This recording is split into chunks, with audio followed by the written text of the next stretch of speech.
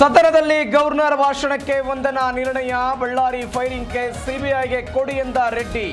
ನನಗೆ ರಕ್ಷಣೆ ಕೊಡಬೇಕೆಂದ ಮುನಿರತ್ನ.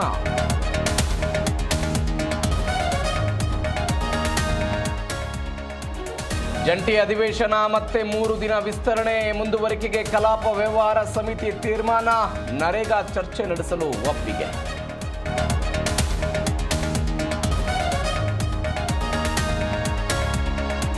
ಬೆಂಗಳೂರಲ್ಲಿ ಫಿಲ್ಮ್ ಫೆಸ್ಟಿವಲ್ ಉದ್ಘಾಟನೆ. ವಿಧಾನಸೌಧದ ಮುಂಭಾಗ ಅದ್ದೂರಿ ಕಾರ್ಯಕ್ರಮ.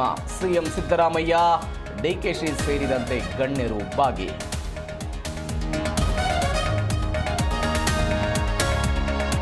ಹಾಲಿ ಪ್ರಧಾನಿ ಭೇಟಿಯಾದ ಮಾಜಿ ಪ್ರಧಾನಿ. ದೆಹಲಿ ಸಂಸತ್ ಕಚೇರಿಯಲ್ಲಿ ಎಚ್ಡಿಡಿ ಮೋದಿ ಚರ್ಚೆ.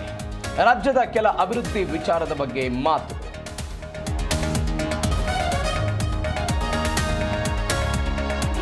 ಪಂಚಭೂತಗಳಲ್ಲಿ ಲೀನವಾದ ಮಹಾರಾಷ್ಟ್ರ ದಾದಾ.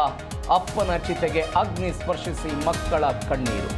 ಅಜಿತ್ ಪವಾರ್ ಫ್ಯಾನ್ಸ್ ಭಾವುಕ, ಗಣ್ಯರ ಸಂತಾಪ.